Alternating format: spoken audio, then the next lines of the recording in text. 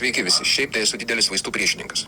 Ir tas nors ivermektinas ten yra natūralių pagrindų, visa kita, kaip sakyt, nors nesiskaito homeopatinių jisai, kaip sakyt, jisai ten išgautas iš bakterijos kažkokios tai, bet yra nestandartinė situacija mūsų laikmečio susidariusi. Aišku, jūs čia mane apkaltysit sąmokslo teorijom ir taip toliau, tačiau kiek peržiūrėjau įvairių laidų, įvairių žmonių ir rimtų ir nerimtų pranešimų, galiu pasakyti, kad mes esame nuodėjami. Ir nuodėmi ne tik tai, kad purškiam man galvų aliuminį, barį, stronsį, sidabro jodidą, dar kažką tai.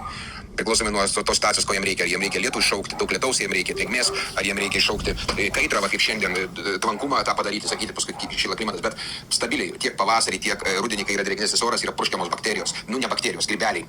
Ir grybeliai, jie yra, anot mokslininkų, kuriuo aš klausau, yra nežemiškos civilizacijos. Kitaip sakant, neįsijauskime į tą žodį nežemiška, kad gali atrodyti, kad čia yra iš kažkokio Marso atvežta, ar ne? Ne, tai visai nereiškia tai. Tai reiškia, kad tarptautiniai klasifikacijoje šių grybelių nėra. Per kvalifikaciją patikrinus jų nerandama.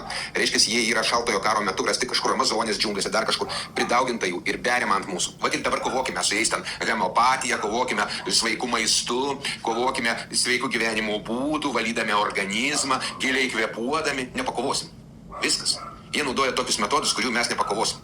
Ir kodėl man, aš pastoviai vaikščiodavau, tai kažkas bėga iš nosies, tai kažkas graužia gerklę, tai kažkas tai lenda iš plaučių, išeidinėja kažkokie tai atliekos kažkokios, aš pats nesuprantu. Vidury dienos užeina sloga, vakare dingsta sloga. Iš kur tai visai?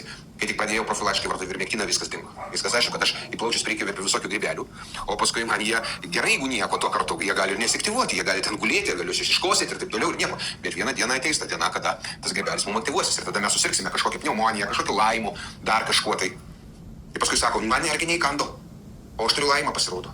O iš kur? Iš kur tas laimas? Ar niekam nekyla? Kur niekada gyvenime mūsų platumose nėra buvę tokių ligų. Iš kur erkiniai encefalitai tie vadinamieji, kurių niekada mūsų platumose nėra buvę. Iš kur jie atsiranda?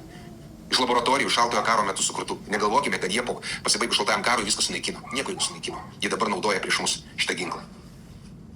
Būtent. Tai štai, o ivermektinas čia yra pirma. Kodėl jis dingsta? Kodėl jo negali Egipte nusipirkti? Kodėl negali nusipirkti Turkijoje, kada ateinu vaistinėje, mane žiūri, vaistininkas žiūri, ar aš nesu koks nors tikrintojas. Supratęs, kad aš turistas, tik tada pasako, kad neturim, bet galim užsakyti. Ir tabletė 6 eurai kainuoja. Kur aš parduodu, sakykim, tą po 2 eurus su biškiu už tabletę. Turkijoje pats pirkau 6 eurai. Jeigu išskaičiuoti tą patį dydį. Tai žmona nuvažiavo į Tailandą, 10 tablečių, tik nematė, koks yra šitas svoris, kainavo, paprašė 30 eurų Tailande. Atrodo, blemba, jau čia, ten turėtų būti ivermektino.